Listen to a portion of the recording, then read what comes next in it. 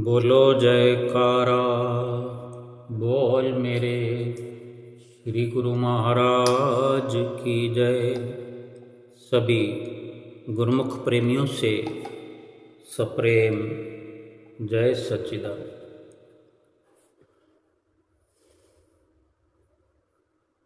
रात को 2-3 बजे का समय था। एक सेठ जी घर से बाहर जाने लगे क्योंकि उन्हें नींद नहीं आ रही थी। मारे बेचैनी के उठ करके अपने घर में ही पहले चक्कर लगाते रहे कुछ देर, और अधिक बेचैन होने पर फिर वो घर से बाहर निकलकर अपनी कार में बैठकर शहर की सड़कों पर निकल गए और कुछ देर में एक मंदिर सड़क पर दिखाई दिया तो कुछ विचार बदला कि इस प्रकार शहर में चक्कर लगाते हुए बेचैनी को अपने कम करने के लिए, ख़त्म करने के लिए कोशिश करते रहने से अच्छा है कुछ देर मंदिर में जाकर भगवान के पास बैठता हूँ। केवल अब तक जितने शब्दों को हमने सुना, कहा, ये शब्द अपने आप में कितना महत्व रखता है कि चलो थोड़ी देर भगवान के पास जाकर बैठता हूँ, शायद बेचैनी समाप्त हो जाए। प्रार्थना करता हूँ भगवान से कि शायद शांति मिल जाए। ये शब्द कितने सुंदर हैं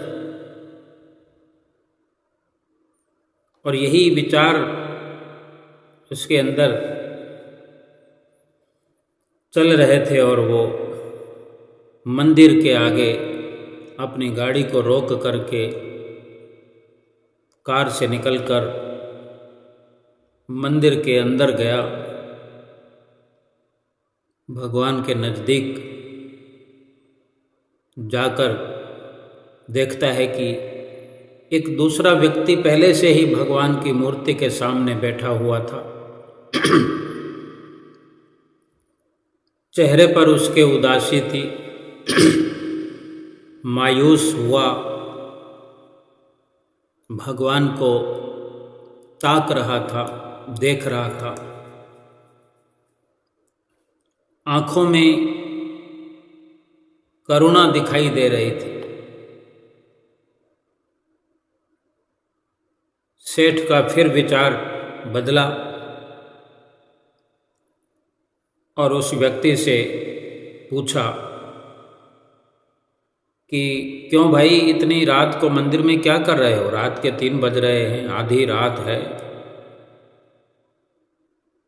तो वो व्यक्ति कहता है कि मेरी पत्नी, मेरी घरवाली अस्पताल में है और कल, यानी इस रात के पूरा होने में थोड़ा ही समय बाकी है। कल के दिन अगर मेरी पत्नी का ऑपरेशन न हुआ तो फिर वो बेचारी मर जाएगी। ऑपरेशन तो आज दिन में ही हो जाता, शायद कल ही हो जाता, लेकिन मेरे पास उस ऑपरेशन के लिए कुछ भी पैसा नहीं है।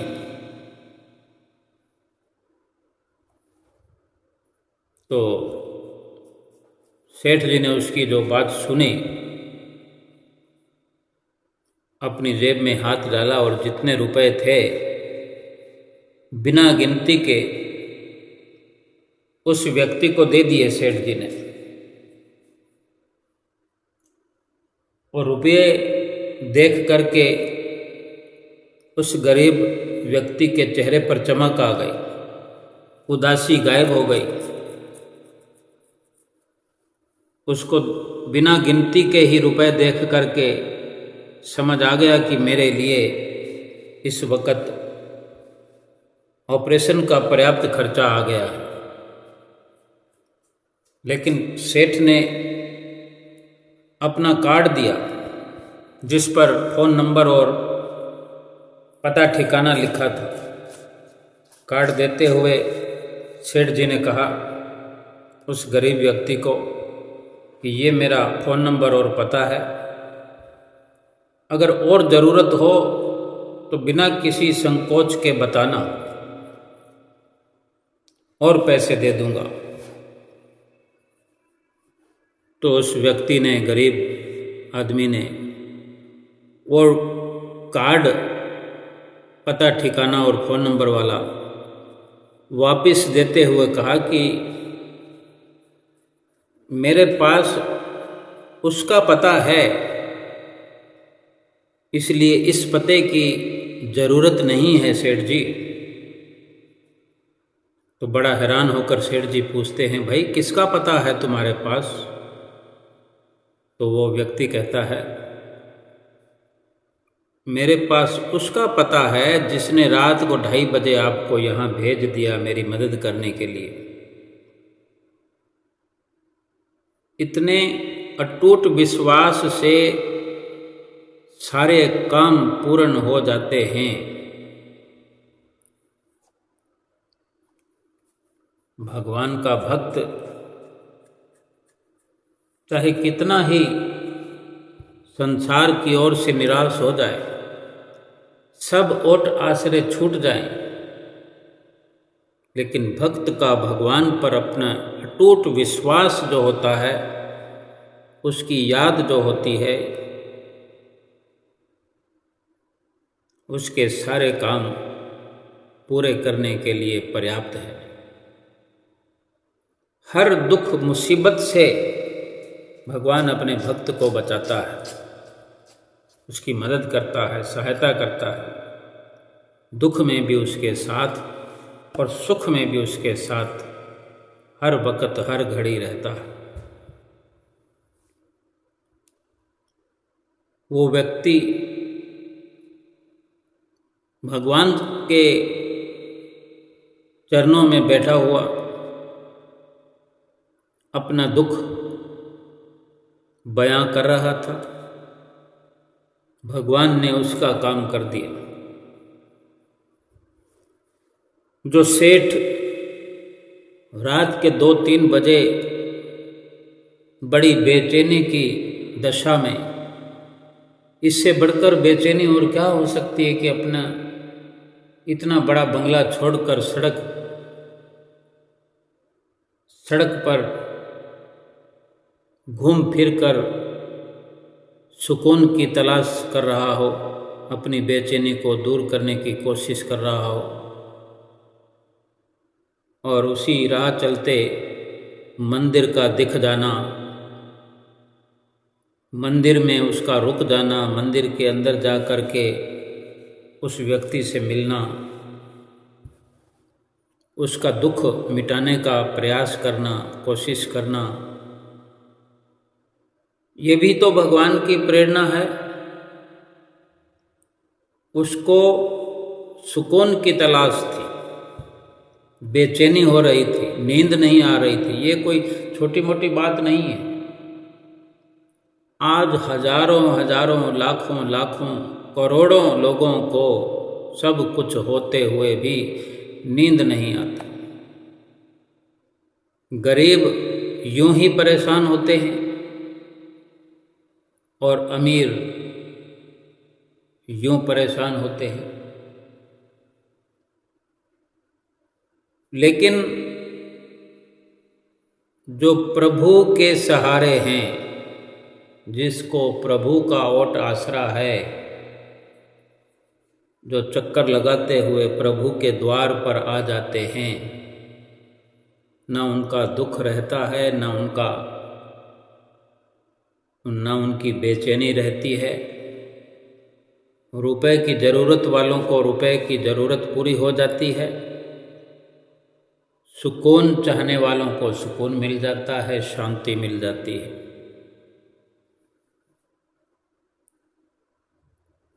हमेशा हम अपने घर में हों या बाहर हों, अपने परमात्मा का साथ हर वक्त बनाए रखें। चलते फिरते प्रभु की याद बनाए रखें। कभी ये न सोचें कि मैं अकेला चल रहा हूँ या अकेला घर में बैठा हुआ हूँ या अकेली घर में काम कर रही हूँ। कितना कितना काम घर के अंदर माताएं बहनें बखूबी करती हैं, एक हौसले के साथ, एक ईमानदारी के साथ। कुदरत ने इस संसार में माताओं बहनों को बड़ा हौसला बख्शा है कि बच्चों को बचपन से ही पाल पोस कर बड़ा करने के बाद बच्चों के बड़ा होने पर भी उनका ख्याल तहे दिल से रखती हैं, उनकी सेवा करती हैं। अपने आप को उम्र दराज करने पर भी, यानी बुजुर्ग हो जाने पर भी माताएं बहनें सबका कितना ख्याल रखती हैं, सेवा भावी जिनका स्वभाव होता है। लेकिन यही कार्य अगर इस विचार के साथ किया जाएगा कि ये मैं जो कुछ भी कर रही हूँ या जो कुछ भी कर रहा हूँ, मैं चल रहा हूँ, मेरे साथ मेरे सतगुरु मेरे परमात्मा हर वक्त हाजिर हजूर है, ऐसा विश्वास बना कर रखिए। और जब घर से बाहर निकलना हो तो निस्संदेह वही विचार होना चाहिए, लेकिन एक ये नियम अपना बनाएं कि घर से बाहर चलते हुए एक संबोधन सतगुरु से करें, उनके आगे खड़े होकर उनको अपने साथ चलने का निमंत्रण दें, पुकार लगाएं कि प्रभु सतगुरु मेरे साथ चलिए। बेशक हम सतगुरु के साथ रहते हों, लेकिन जब जब भी ऐसा अवसर आए तो एक पुकार करें, ताकि ये पुष्टि हो जाए कि हम सतगुरु की याद में ही सब कुछ कर रहे हैं। यकीन मानो सतगुरु हमारे साथ चल करके हर कार्य में हमारे साथ रहकर मदद करेंगे। और जब लौट कर आएं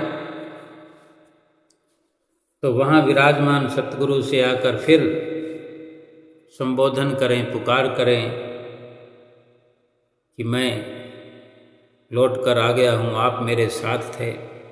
और इस यकीन के साथ सतगुरु से मिलें, इस यकीन के साथ उनका माथा टेकें, इस यकीन के साथ उनसे बात करें कि सतगुरु हमारा इंतज़ार कर रहे थे। घर में जो विराजमान स्वरूप हैं, हाजिर नाजिर उनको जान करके ये महसूस करें कि इतना बेसब्री से वो हमारा इंतज़ार कर रहे थे और उनसे इसी प्यार से मिले। सतगुरु का एक नहीं, दो नहीं, 100 नहीं, 1000 लाख करोड़ नहीं, जितने चाहे रूप वो अपने बना सकते हैं। एक ही वक्त में जहाँ चाहें वो जा सकते हैं। दो घड़ी खड़े होकर के 2, 5, 10 सेकंड सतगुरु के साथ सामने खड़े होकर इतना ही कहना है बड़े प्यार से कि प्रभु चलिए आपको साथ रहना। और जब आएँ तो पहले अपने सतगुरु के साथ सामने उपस्थित हो जाएं कि सतगुरु जी मैं सब काम करके व्यवहार पूरा करके लौट आया हूँ। हमारे पास महंगे से महंगा मोबाइल हाथ में होता है जिसमें वक्त समय दिखाई देता रहता है। हजारों की लाखों की घड़ी हमारे हाथ में होती है जिसमें समय दिखाई देता है, लेकिन एक यकीन हमारा बना रहे कि असल में जो है घड़ी तो समय दिखाती है, इतने बज गए, इतने बज गए, इतने बज के इतने मिनट हो गए, इतने सेकंड हो गए, लेकिन असल में ये समय जो है सतगुरु के हाथ में होता है। उनके हाथ में घड़ी ना भी हो लेकिन वक़्त उनके हाथ में है। इसलिए हर घड़ी ये विचार हमारे अंदर होना चाहिए, हम भूले नहीं।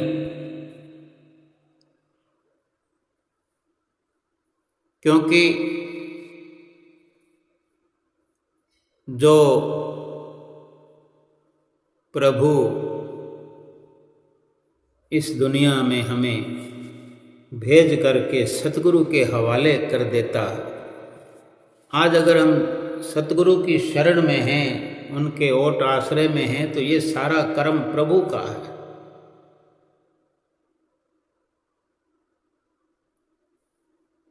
ये जो सत्संग मिला हुआ है, सतगुरु का संग मिला हुआ है।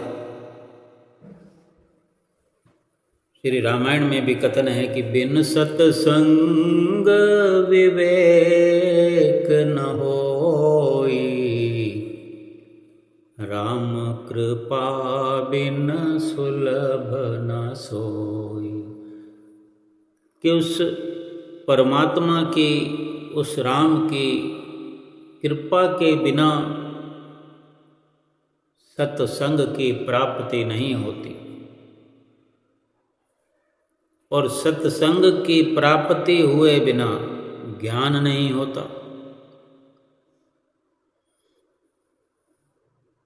अब हम ये विचार करें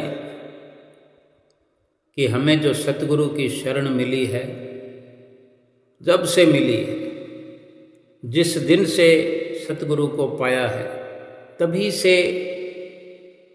याद करते हुए, उस घड़ी को याद करते हुए समझने की कोशिश करें कि गुरु महाराज जी ने कभी ये नहीं देखा कि हम अमीर हैं, हम गरीब हैं, हम कौन हैं, हम गोरे हैं, काले हैं, लिखे पढ़े हुए हैं कि अनपढ़ हैं। किसी को भी इस नज़रिए से नहीं देखा, किसी की गरीबी अमीरी को नहीं देखा। सतगुरु तो उनके पास आ जाते हैं, बिना बुलाने के ही सतगुरु स्वयं चले जाते हैं। जिसकी रूह जो है, जिसकी आत्मा जो है पाक पवित्र है, जिसका पर्दा साफ है, वो डेरा लगा लेते हैं वहाँ और वहाँ से वो जाते भी नहीं।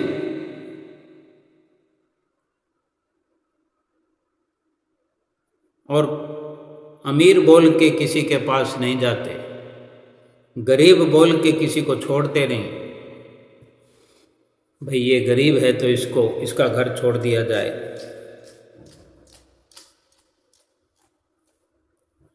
क्योंकि वो अमीर जिसका दिल गरीब हो, जिसका दिल मेला हो, जिसकी रूह मेली हो, वहाँ तो जाते ही नहीं। चले भी जाएं पुकार करने पर, दया आ भी जाए तो वहाँ रुकते नहीं। ऐसे अमीर चाहे लाख सजावट क्यों ना करें, लाख दिखावा क्यों ना करें, सतगुरु का वहाँ रहना, वहाँ रुकना संभव नहीं है। बल्कि सतगुरु वहाँ नहीं रहना पसंद करते जहाँ भेदभाव हो। आजकल देखते हैं संसार के अंदर भी ये छोटा है, ये बड़ा है, एक बिरादरी के अंदर कहलाने वाले, एक समाज में रहने वाले, एक गली में रहने वाले, इसको बुलाना है, इसको नहीं बुलाना है, ये गरीब है, ये अमीर है, ये सुंदर है, ये कुरूप है, ये गोरा है, ये काला है, इस प्रकार का भेदभाव चलता रहता है। एक सतगुरु ही हैं जिनके पास कोई भेदभाव नहीं है। वो भेदभाव न करते हैं और ना ही भेदभाव वालों के पास जाते हैं, ना भेदभाव वालों से उनका कोई रिश्ता बनता है।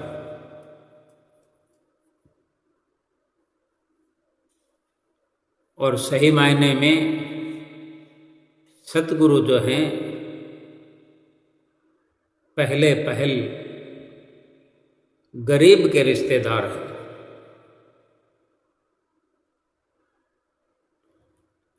और सतगुरु जो हैं उसके हैं जो पहले सतगुरु को याद करें।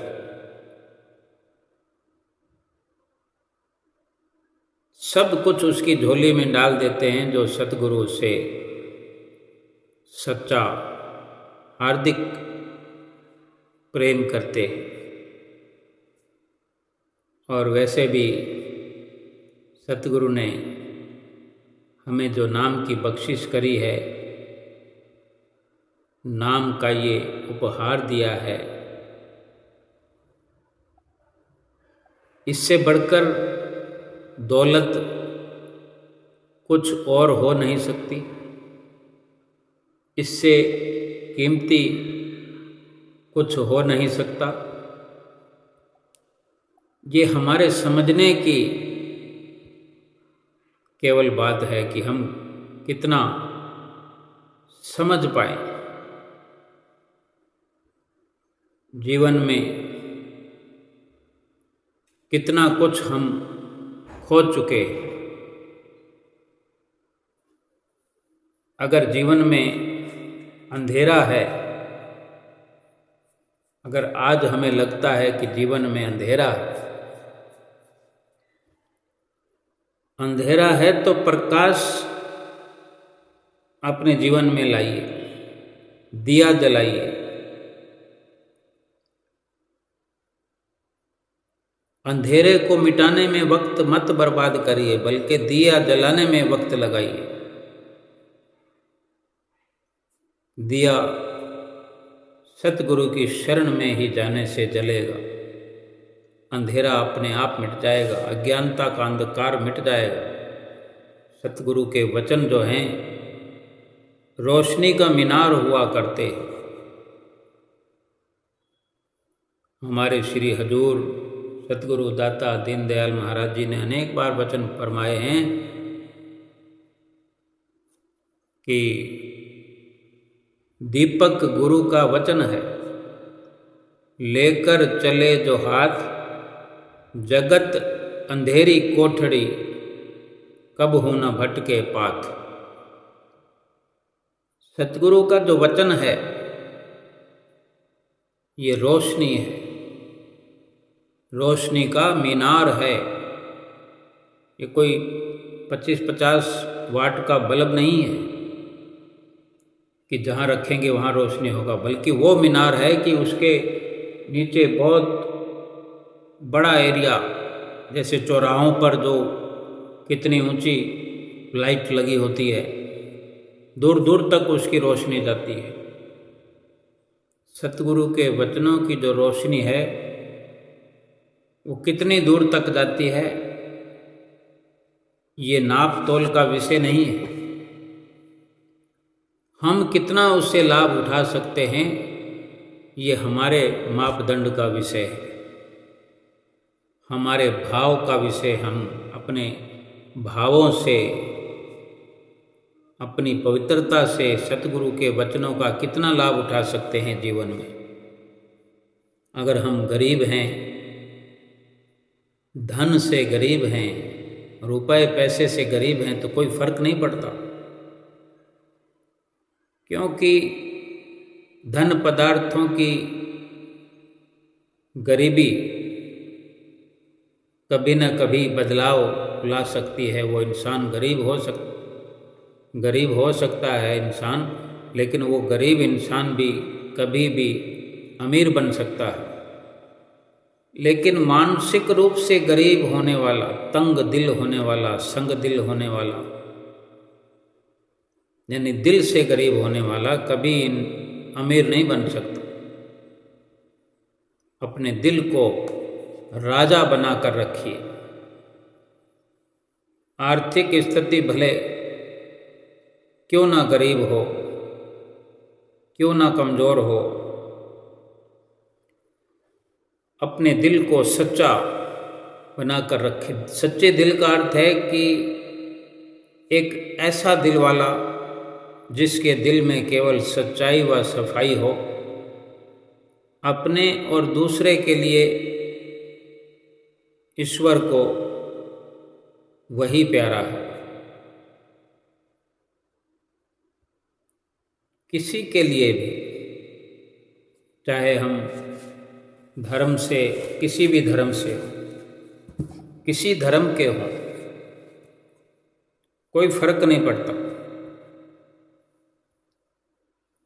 हम चाहे स्त्री हों, पुरुष हों, ये भी कोई फर्क नहीं पड़ता कि भगवान किसकी पहले सुनेंगे, स्त्री की सुनते हैं कि पुरुष की सुनते हैं। ये भी विचार करने की जरूरत नहीं है। चाहे हम किसी धर्म के हैं, चाहे महिला या पुरुष हैं, चाहे हम गरीब या अमीर हैं, चाहे हम अपने देश में हों, विदेश में हों, अगर हम इंसान हैं और इंसान का पहला काम जो है वही होना चाहिए कि इस मनुष्य जीवन में सतगुरु की चरण शरण प्राप्त करने का जज्बा, और जब सतगुरु की शरण प्राप्त हो जाए तो सतगुरु जो हमें मार्ग दिखाते हैं उस मार्ग पर चलने का हर वक्त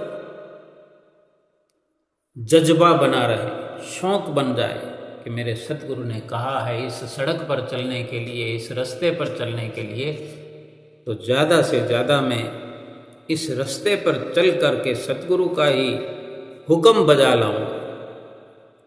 बस 2 घंटे बैठो गुरमुख प्रेमियों, सुमरन और ध्यान में। सतगुरु देंगे अद्भुत शक्ति तन मन में और प्राण में। सतगुरु हर प्रकार से सक्षम है। आज जो हम वक्त सतगुरु की याद में गुजारते हैं, सतगुरु के बताए नियमों की पालना में लगाते हैं, सतगुरु के दर्शनों में लगाते हैं, हमारी इस दुनिया में सबसे बड़ी दौलत हमारा वक्त है। वक्त से बढ़कर कुछ नहीं है। जब वक्त ही नहीं रहेगा, उस वक्त के लिए हम सोचें कि जिस वक्त हमारे पास वक्त नहीं रहेगा, वक्त समाप्त हो चला होगा, ये इशारा हमें प्राप्त हो गया कि अब हमारा वक्त समाप्त है और बहुत कुछ हमारे पास अंबार लगा हो, हीरे हों, मोती हों, जवाहरात हों, रत्न हों, सोना हो, चांदी हो, रंगले बंगले सब कुछ हो, बिना वक्त के क्या हम उनका लाभ उठा सकते हैं? अगर लाभ उठाना है तो लाभ भी क्या है ये समझने की ज़रूरत है। पहले ये समझें कि अगर वक्त से कीमती कुछ नहीं है तो हम ये विचार करें कि वक्त हम कहाँ दे रहे हैं। हम वक्त को जहाँ भी लगा रहे हैं, जिस हेतु खर्च कर रहे हैं, जिस काम में वक्त खर्च कर रहे हैं, बहुत सोच समझ करके खर्च करना है कि इतना अनमोल वक्त है जिससे बढ़कर और कुछ भी अनमोल नहीं है। तो उस अनमोल वक्त से वही कार्य करना कि उस कार्य का जो लाभ है वक्त के बराबर तुलना में तोला जा सके या उससे भी अनमोल हो। जो सतगुरु हमें वक्त की कदर करना सिखाते हैं। मनुष्य में ज्ञान का अंधकार होने से अंदर ही अंदर भ्रम बना रहता है, जिसके कारण ये खूबसूरत मनुष्य जीवन पाकर भी इंसान अधिकतर दुखी रहता है।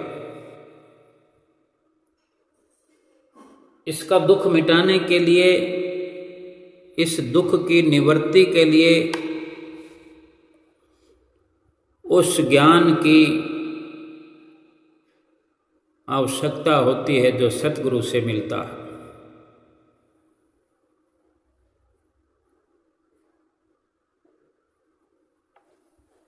अब हम विचार करें कि हम कितना अपना वक्त जो है सतगुरु के वचनों में अमल करने में लगाते हैं। ये ठीक है कि सत्संग सुनते हैं, ये भी ठीक है कि दर्शन करते हैं, सेवा भी करते हैं, आरती पूजा भी करते हैं, सत्संग भी करते हैं, सुनते हैं, ध्यान भी लगाते हैं, कथा कहानियाँ, दृष्टांत, आनंद संदेश, अमर ज्योति दर्शन ग्रंथ, अमर ज्योति ग्रंथ सब कुछ पढ़ते हैं, सुनते हैं। लेकिन क्या इनके माध्यम से, इनके जरिए, सतगुरु के दर्शनों के जरिए, सतगुरु की संगत के जरिए, सतगुरु के वचनों के जरिए, सेवा के जरिए, आरती पूजा के जरिए, क्या हम अपने ही भीतर जाने का प्रयास करते हैं? मंदिर से, जिस मंदिर में भगवान का साथ पा करके, भगवान के आगे विनंती करके कभी हमें रुपयों से मदद हो जाती है, कभी शांति से हमारा उद्धार हो जाता है, कभी किसी प्रकार का दुख, कभी किसी प्रकार का दुख, और हम श्री आनंदपुर दरबार से जुड़े हुए हैं, श्री परमहंसों की नगरी में जाते हैं, वहाँ भी श्री मंदिर में सुबह शाम जाके आरती करते हैं, शाम के समय भी मंदिर में जाके आरती पूजा का कार्यक्रम पूरा करते हैं, दर्शन करते हैं, वहाँ सेवा का भी अवसर प्राप्त करते हैं। इन सब के माध्यम से एक जो हमारे भीतर मंदिर बना हुआ है, वाणी में आया है कि हरि मंदिर इस काया अंदर, सच्चा ठाकुर द्वार, अंतर के पट खोल के देखो बैठा सृजनहार। इसी सतगुरु का दर्शन हम अपने अंदर के मंदिर में जाकर भी करें।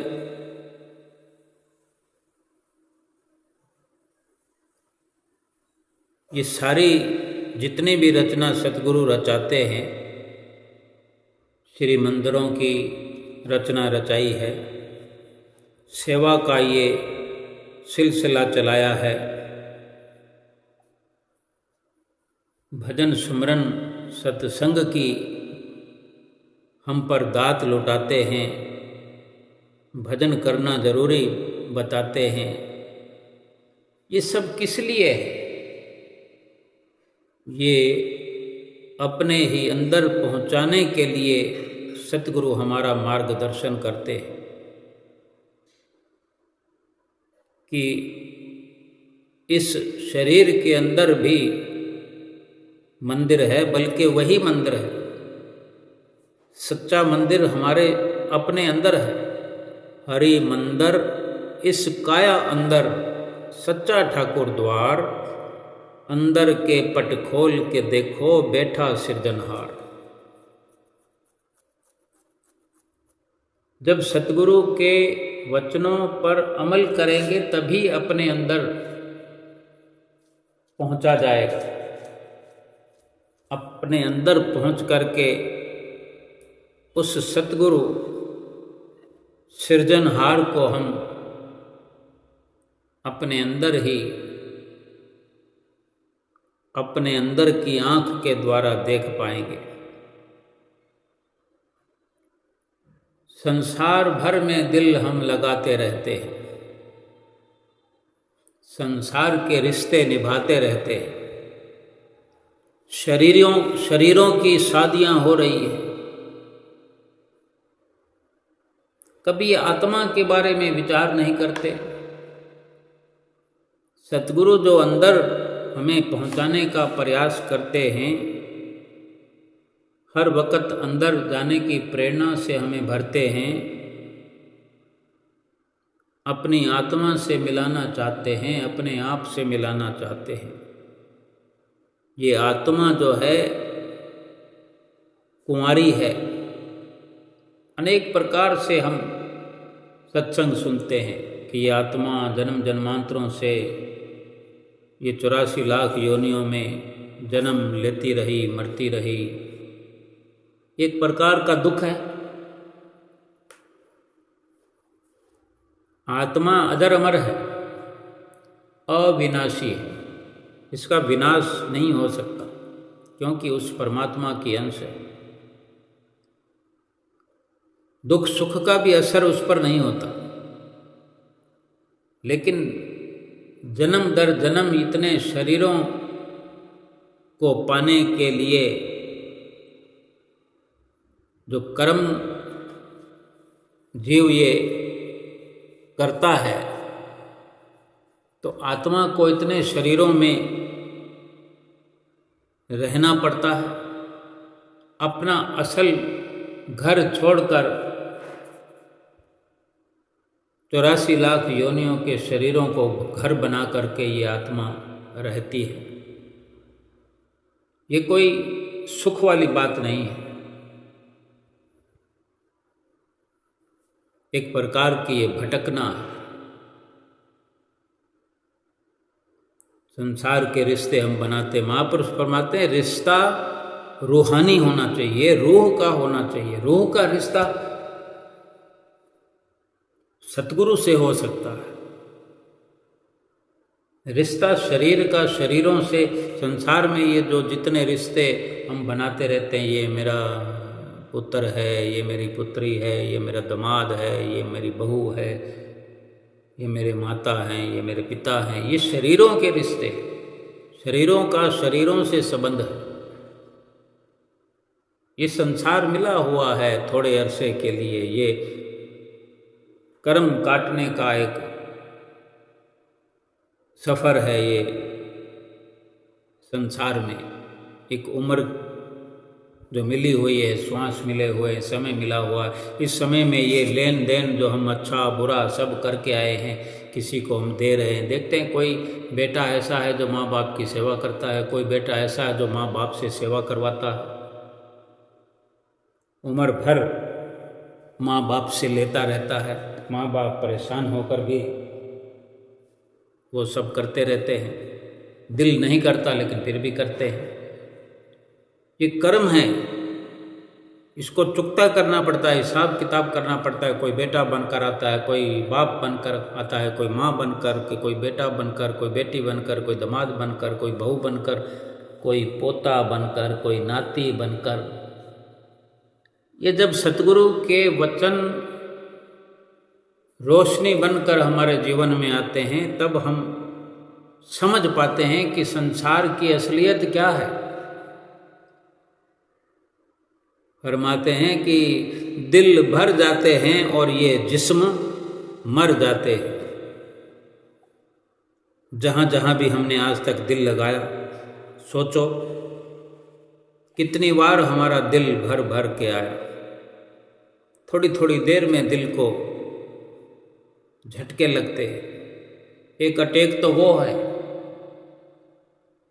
जो हार्ट अटैक आता है और अस्पताल में पहुंच जाते हैं, बेहोश हो जाते हैं। लेकिन होश में रहने वाले जो छोटे छोटे अटैक आते हैं वो दिन में 50 सैकड़ों अटैक आते हैं, आते ही रहते हैं।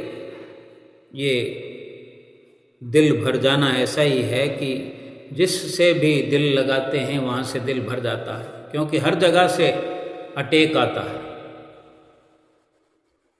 हर जगह से धोखा मिलता है, जिल्लत मिलती है। और ये शरीर क्या है, जो शरीर के रिश्ते हम बनाते फिरते हैं, एक दिन तो शरीर खत्म हो जाता है। किसी कदरदान ने लिखा है कि दिल भर जाते हैं और ये जिस्म मर जाते हैं। शरीर शादियां कर कर के हारा, ये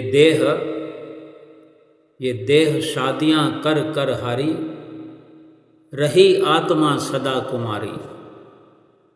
सुमरन करके प्रभु मिलन की कभी नहीं की तैयारी।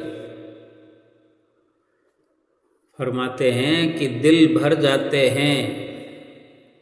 संसार से तो इंसान ऊबता रहता है।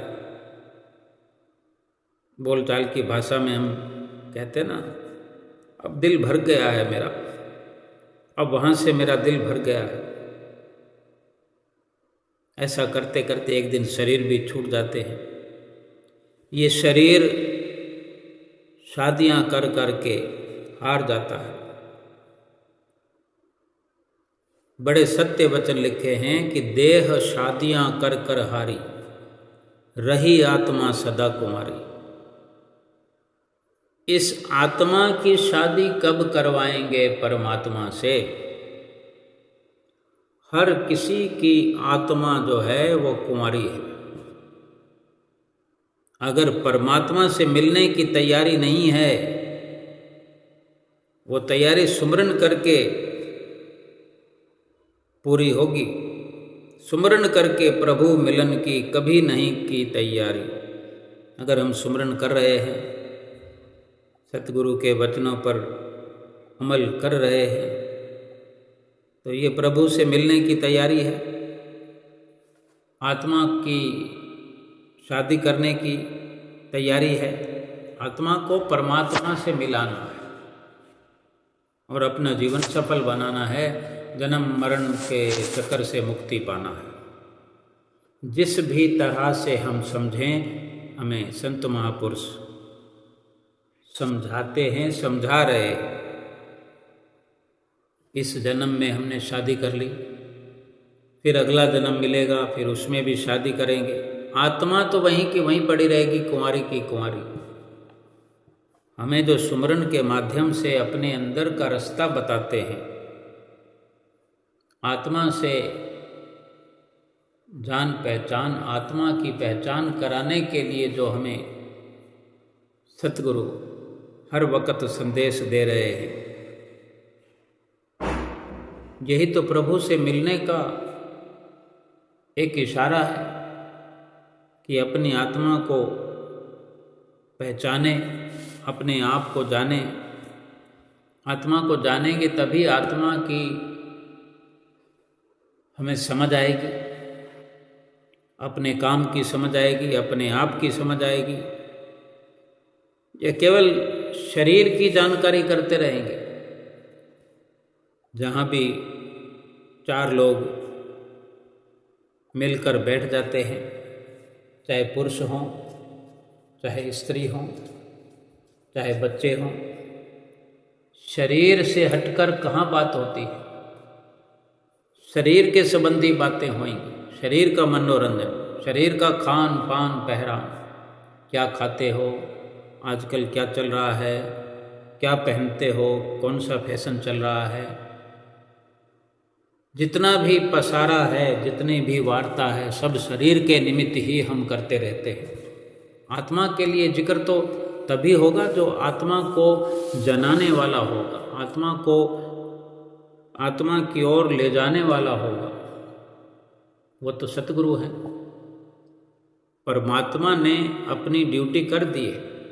मनुष्य जन्म देने के बाद सतगुरु से भी मिला दिया है। सतगुरु भी अपनी ड्यूटी कर रहे हैं, हमें परमात्मा से मिलाने के लिए पूरा जतन कर रहे हैं। हमारी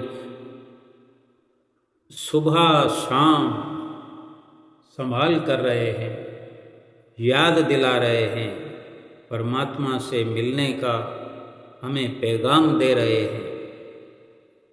हम अपनी ड्यूटी नहीं निभाएंगे, फिर कैसे ये संभव होगा आत्मा परमात्मा से जा मिले?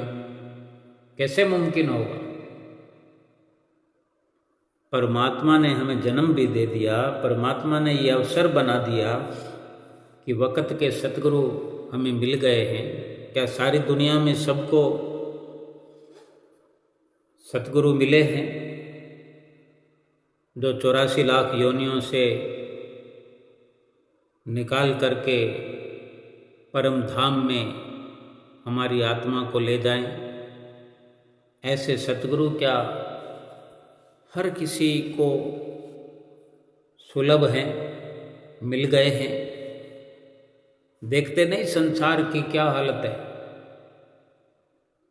अगर परमात्मा से मिलाने वाले सतगुरु सबको मिले हों और फिर हर कोई अपनी ड्यूटी भी बखूबी करता हो, सतगुरु के वचनों पर अमल करता हो, तो फिर क्या दुनिया में कोई लड़ाई झगड़ा दंगा फसाद ईर्ष्या द्वेष कहीं नजर आएगा? कुछ भी नहीं रहेगा, सुख ही सुख होगा। लेकिन सतगुरु की कमी है हर किसी के जीवन में। हम कितने भाग्यशाली हैं, हमें वक़्त के सतगुरु मिले हैं जो हमारे कर्म नहीं देखते, हमारी अमीरी गरीबी नहीं देखते, हमारा रूप नहीं देखते, हम चोर हैं कि साहूकार हैं नहीं देखते, हम ईमानदार हैं कि बेईमान हैं नहीं देखते। बस वो अपना पैगाम देते हैं, परमात्मा से मिलाने का रास्ता बताते हैं, उस पर चलाते हैं। सारे के सारे जितने भी हमारे खोटे कर्म हैं, पाप कर्म हैं, वो मिटा देते हैं अगर हम उनका कहना मानते हैं। हमारा फर्ज तो यही है कि हमें ऐसे वक़्त के संत सतगुरु मिले हैं, हमें भी अपनी ड्यूटी, अपना जो कर्तव्य है इस मनुष्य जीवन का, वो यही है कि सतगुरु से जो नाम मिला है उसका भजन सुमरन करते रहें, बंदगी करते रहें, अपने अंदर के मंदिर में जाकर के अपनी जीवात्मा का साक्षात्कार करें, अपने जीवात्मा को परमात्मा से मिलाने का जतन करें। और सतगुरु की भी प्रसन्नता प्राप्त करें और उस परमपिता परमेश्वर के आगे जब जाएं तो प्रसन्न चित्त होकर के उनका आशीर्वाद मिले कि जिस काम के लिए हमें भेजा था परमात्मा ने, उनको भी खुशी हो देख करके हमें प्रसन्नता मिले उनकी कि हम उनकी उम्मीदों पर खरे उतर गए। हमारा ये लोक भी सुखी हो जाएगा और परलोक भी सुहेला हो जाएगा। बोलो जयकारा बोल मेरे श्री गुरु महाराज की जय।